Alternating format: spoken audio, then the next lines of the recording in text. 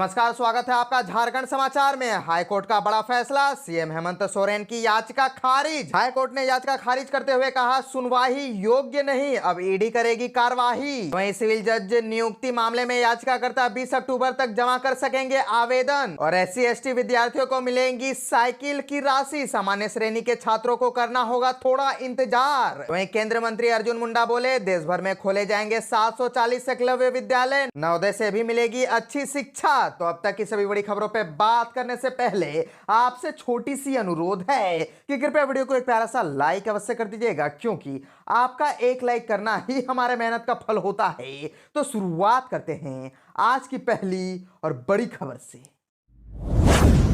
इस वक्त की बड़ी खबर झारखंड से आ रही है, जहां हाई कोर्ट का बड़ा फैसला, सीएम हेमंत सोरेन की याचिका खारिज कर दी गई है। हाई कोर्ट ने याचिका खारिज करते हुए कहा, सुनवाई योग्य ही नहीं, अब ईडी करेगी कार्यवाही। दरअसल ईडी के समन के खिलाफ दायर मुख्यमंत्री हेमंत सोरेन की याचिका पर हाई कोर्ट में खारिज कर दी गई है। 11 अक्टूबर के बाद इस मामले में सुनवाई हुई। हाई कोर्ट के चीफ जस्टिस संजय कुमार मिश्रा की अध्यक्षता वाली खंडपीठ ने याचिका खारिज करते हुए इसे सुनवाई के योग्य नहीं माना गया। इस मामले में ईडी ने दलील पेश की। समन जारी होने के बाद दाखिल की गई थी याचिका, इसे कोर्ट में बनाया ग्राउंड है। इस मामले पर सुप्रीम कोर्ट ने वरीय अधिवक्ता कपिल सिब्बल ने सुप्रीम कोर्ट के जजमेंट का हवाला देते हुए कहा, अगर आप किसी मामले में आरोपी नहीं हैं, आपके खिलाफ कोई केस दर्ज नहीं है, तब तक समन जारी नहीं किया जा सकता। ईडी की ओर से additional solicitor general of India SV Raju ने कहा, इस केस को निरस्त कर देना चाहिए, क्योंकि सुप्रीम कोर्ट समन के मामले में फैसला ले चुकी है। और आपको बताते चले कि जमीन घोटाला मामले में प्रवर्तन निदेशालय ने मुख्यमंत्री हेमंत सोरेन को 5वीं बार समन जारी कर पूछताछ के लिए बुलाया था, लेकिन वे नहीं पहुंचे थे। सीएम हेमंत सोरेन की ओर से ईडी को पत्र भेजा था। यह पत्र हाईकोर्ट के वकील श्रेया मिश्रा की ओर से भेजा गया था। इस पत्र में उन्होंने लिखा था कि वे कानून का पालन करने वाले हैं। ऐसे में हाईकोर्ट ने उन्होंने याचिका दायर की है। पत्र में उन्होंने अदालत का फैसला आने तक किसी भी तरह की कार्यवाही नहीं करने की अपेक्षा की है। अब कोर्ट के फैसले के बाद साफ है कि सीएम को ईडी की जांच में सहयोग करना ही होगा।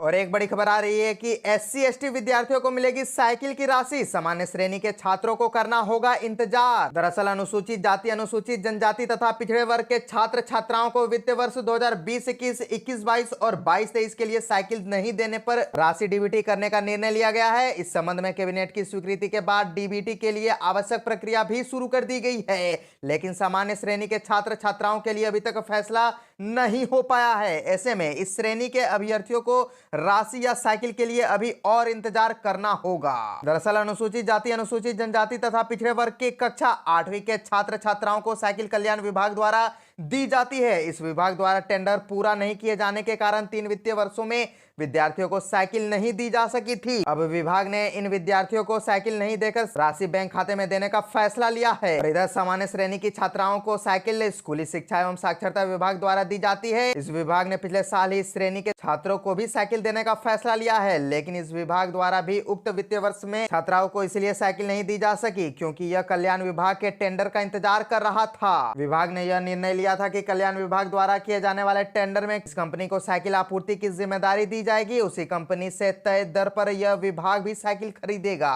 कल्याण विभाग द्वारा राशि DBT किए जाने के निर्णय के बाद स्कूली शिक्षा एवं साक्षरता विभाग को भी अपना निर्णय लेना होगा। कल्याण विभाग ने यह भी फैसला लिया है कि आगामी वर्ष से SC/ST तथा OBC छात्र छात्राओं को साइकिल खरीद कर दी जाएगी। इसके लिए ओपन टेंडर के लिए शर्तों का निर्धारण किया जा रहा है। वित्तीय वर्ष 2024-25 के बजट से मिलने वाली साइकिल के लिए टेंडर चालू वित्तीय वर्ष अर्थात 2023-24 में ही पूरा कर लिया जाएगा। स्कूली शिक्षा एवं साक्षरता विभाग को इस पर निर्णय लेना है। केंद्रीय मंत्री अर्जुन मुंडा बोले, देश भर में खोले जाएंगे 740 एकलव्य विद्यालय, नवोदय से भी मिलेगी अच्छी शिक्षा। केंद्रीय मंत्री सह खूंटी सांसद अर्जुन मुंडा ने कहा कि जनजातीय क्षेत्रों के सभी प्रखंडों में एक एकलव्य आदर्श आवासीय विद्यालय खोले जा रहे हैं। पूरे देश में 740 एकलव्य विद्यालय खोले जाएंगे। एक विद्यालय में 240 छात्र और 240 छात्राएं, कुल 480 विद्यार्थी पढ़ेंगे। केंद्रीय मंत्री को तोरपा प्रखंड के सारिदखेल और मुरहू में एकलव्य आदर्श आवासीय विद्यालय के निर्माण की आधारशिला रखने के बाद जन समुदाय को संबोधित कर रहे थे। उन्होंने कहा कि आने वाले समय में एकलव्य विद्यालय शिक्षा के क्षेत्र में मील का पत्थर साबित होंगे और यहाँ से वैज्ञानिक, अभियंता, डॉक्टर आदि बनकर देश का नाम रोशन करेंगे। इधर सिमडेगा के कोलेबिरा में केंद्रीय मंत्री अर्जुन मुंडा के द्वारा विभिन्न योजनाओं का शिलान्यास एवं उद्घाटन किया गया। उन्होंने सर्वप्रथम कोलेबिरा स्थित देवीगुड़ी के समीप सामुदायिक भवन के शिलापट्ट का अनावरण किया। उन्होंने कहा कि 38 करोड़ की लागत से बनने वाले एकलव्य विद्यालय में सभी सुविधाएं होंगी। केंद्रीय मंत्री सह खूंटी सांसद अर्जुन मुंडा ने कहा कि नवोदय विद्यालय से भी अच्छी शिक्षा मिले, इसी उद्देश्य को लेकर एकलव्य विद्यालय खोले जा रहे हैं। यही भगवान बिरसा मुंडा के प्रति सच्ची श्रद्धांजलि है। सरकार एकलव्य विद्यालय बनने में लगभग 30,000 करोड़ रुपए खर्च कर रही है। सभी विद्यालय में कंप्यूटर और स्मार्ट क्लास की सुविधा रहेगी। केंद्रीय मंत्री ने कहा कि आदि आदर्श गांव के तौर पर विकसित करने के लिए खूंटी जिले में 254 गांवों का चयन किया गया है और इसकी राशि भी राज्य सरकार को उपलब्ध करा दी गई है। उन्होंने कहा कि ग्रामीण विकास के क्षेत्र में महिलाओं की भूमिका सबसे महत्वपूर्ण है। हमारा दायित्व है कि महिला मंडलों के उत्पादों को बाजार में उपलब्ध कराए। सिविल जज नियुक्ति मामले में याचिकाकर्ता 20 अक्टूबर तक जमा कर सकेंगे आवेदन। झारखंड न्यायिक सेवा के अंतर्गत सिविल जज के 138 रिक्त पदों पर नियुक्ति को लेकर याचिकाकर्ताओं को आवेदन का एक अवसर प्रदान किया गया है। झारखंड लोक सेवा आयोग ने इस नियुक्ति परीक्षा में सम्मिलित होने के लिए निर्धारित अधिकतम उम्र सीमा में छूट दिए जाने के संबंध में 3 से 6 अक्टूबर तक पारित आदेशों के आलोक में संबंधित याचिकाकर्ताओं के ऑफलाइन मोड में आवेदन आमंत्रित किया है। संबंधित याचिकाकर्ता निर्धारित प्रारूप में आवेदन आयोग कार्यालय में 16 अक्टूबर से 20 अक्टूबर तक हाथों हाथ जमा कर सकते हैं। आवेदन का प्रपत्र एवं परीक्षा शुल्क भुगतान हेतु लिंक आयोग की वेबसाइट पर उपलब्ध है। आयोग के अनुसार इस परीक्षा अंतिम परिणाम वादों में पारित होने वाले अंतिम आदेश के प्रभावित होगा। बता दें कि आयोग ने इससे पहले अन्य याचिकाओं में भी संबंधित याचिकाकर्ताओं से 3 अक्टूबर तक आवेदन मांगे थे। और झारखंड में दुर्गा पूजा से पहले सीएम हेमंत सोरेन ने की बैठक। बोले किसी सूरत में पर्व त्योहार में नहीं हो उपद्रव। दरअसल झारखंड के सीएम हेमंत सोरेन ने दुर्गा पूजा व अन्य पर्व त्योहार को देखते हुए विधि व्यवस्था को लेकर वरीय अधिकारियों व सभी जिलों के पदाधिकारियों के साथ वीडियो कॉन्फ्रेंसिंग के माध्यम से बैठक की। इस दौरान उन्होंने कई दिशा निर्देश दिए। मुख्यमंत्री ने सभी जिलों के उपायुक्तों और पुलिस अधीक्षकों से कहा कि पर्व त्योहार शांतिपूर्ण संपन्न हो, कहीं हिंसा या उपद्रव की घटना नहीं हो। आप सभी से सुनिश्चित करें पर्व त्योहार में सुरक्षा, साफ सफाई, बिजली, पानी, यातायात और फायर ब्रिगेड की व्यवस्था दुरुस्त रखे। अभी हाई मास्ट और स्ट्रीट लाइट्स 2 दिनों के अंदर दुरुस्त करे ताकि दुर्गा पूजा के दौरान लोगों को परेशानी न हो। उन्होंने सभी उपायुक्तों और पुलिस अधीक्षकों से कहा कि सूचना तंत्र को मजबूत रखे, किसी भी प्रकार की कोई जानकारी मिलने पर तुरंत एक्शन ले। पूजा पंडालों और भीड़ भाड़ वालों इलाकों में अधिकारी विशेष सतर्कता बरते। इको फ्रेंडली पूजा मनाने के लिए लोगों को प्रोत्साहित करे। पूजा को स्वच्छता अभियान से जोड़ने की पहल की जाए। इस मौके पर मुख्य सचिव सुखदेव सिंह, गृह विभाग के अपर मुख्य सचिव अविनाश कुमार, पुलिस महानिदेशक अजय कुमार सिंह समेत अन्य उपस्थित थे।